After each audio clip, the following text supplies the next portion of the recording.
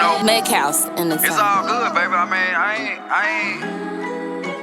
I ain't gonna handcuff you. You know what I mean? If you wanna be out there, be free, baby. You know, I ain't tripping. Most of the time, you would wait for someone to make the first move. It might be on the first date, it might be the third date, whatever. It could be the man, it could be the woman. But now, all my friends have noticed that the man has stopped making the first move. All my girlfriends are like, they're waiting. It's the third date, fourth date, a week later. He hasn't gone in for the kiss. He doesn't do any touching or anything. And I've asked my dude friends that are single, and they were like, you don't know where a woman's gonna go with that story anymore. I ain't touching nobody. And it sucks. I am so fucking tired dealing with men.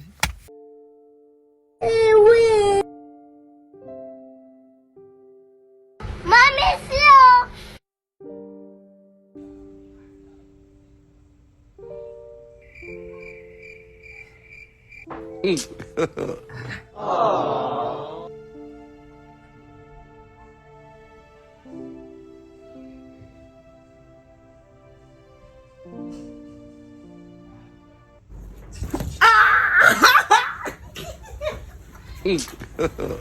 God have mercy upon us.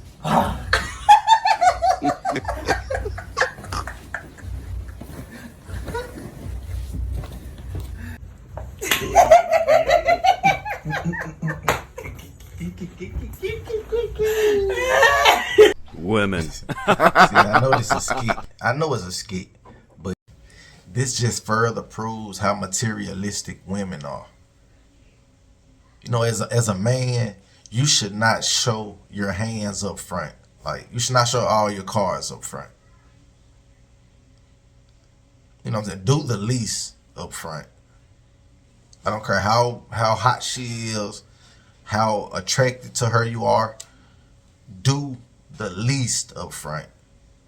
Let her believe that you have the least so you can get the real her. You know what I'm saying? If she deserves it, give her the world. But it's a lot of comedians out here. So, guys, test women. I am totally that girl that's like, who the hell said that women should work? Women are not meant to work 9 to 5s. So, Evan, how do you feel about women's rights?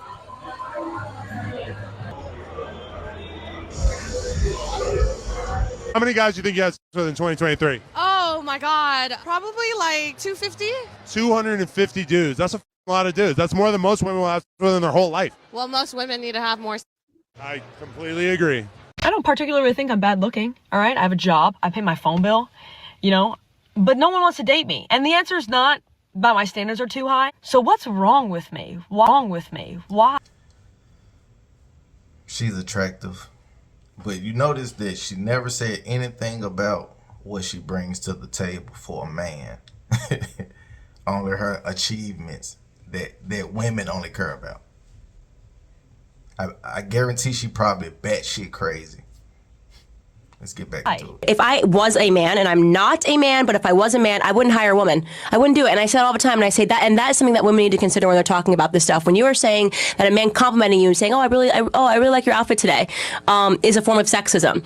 If you're a man, why hire a woman, right? So you fought all this time to be able to get into the workforce, only to say these are going to be the rules. You know, if you say anything, even if you compliment me, if you look at me, anything, I'm going to have a reason to fight you. And by the way, you're going to want to settle and pay me, because even just the stain of an accusation is enough to ruin men. So if you're a guy, right, in this society, in this Me Too environment, in this litigation rich environment of misogyny and sexism and all of these claims, what is the value add? What's the risk? You know, the benefit and the risk. I can't do the analysis and say, I'd just be like, no, I'm just not hiring one. Give me all the money. What was the worst financial decision that you made throughout your career? Oh, man, getting married, man.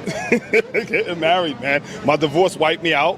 It was terrible. Marriage is a business, and I didn't look at it like that. You know, I was one of those sucker for love kind of guys. So I was, I'm in love, you know. It's a business. And if you don't look at it like that, that could be one of the worst financial mistakes you make. I'm being honest, being very blunt. Wiped me out, had to start over from scratch. See, that's the thing that I love about most men. Most men pass down wisdom to younger men. Older women are so busy competing with the younger women, they ain't giving them no game. You know, they leading them astray, running amok. Shout out to the fellas, man. If you're new to the platform, hit that like, subscribe button. Show me some love. We're on the road to 500 subscribers. Pete. Biggest allies in business and people have helped me lean towards being men over women. And it's like an unfortunate. I will say it's the same for me. The worst things that have happened to me in the workplace have happened. Why am I mad? Because I exist in a world where for 45 seconds I stood outside at a gas station to put gas in a gas can to fill our lawnmower. I have to ask, what does that say about our society and its attitudes towards men? That they are all deemed to be scumbags if a woman says so? That men are fully capable of lying, but not women? We know that's not the case. We have seen time and time again women take advantage of a situation involving a man for their own personal gain. And their story holds water no matter what, each and every time. The Me Too movement, which originally gave way to give a voice to actual victims, has now transformed into a manipulative tactic for women to make excuses for their own degenerate and immoral behavior. You know, sometimes as men, we need to hear some encouraging words. You know what I'm saying? We don't hear it enough. So this last video, salute to all men, not just black men. This go for all us fellas. Pete. Hey man, check this out. Being a black man in America has got to be one of the hardest jobs in the world. I'm gonna tell you why. Every day you wake up, you gotta hear criticism on how you can be a better person. All you hear every day is what you can do better. And you never get a thank you, you never get an appreciation message for who you are right now. So in that process, you wake up every day and you find yourself trying to please other people and you lose yourself. So black man, I need you to do me a favor. I need you to put yourself first for one time. Forget about your kids, forget about your wife, forget about your job, forget about pleasing other people. For one day, I want you to put yourself first. Put yourself on so that you never fall off. If you got a black man in your life that you love, whether he your brother, your cousin, your husband, I want you to send him this video and tell him that black man, you are enough. Who you is right now is enough. Black man, you're doing a great job. Black man, I appreciate you for trying.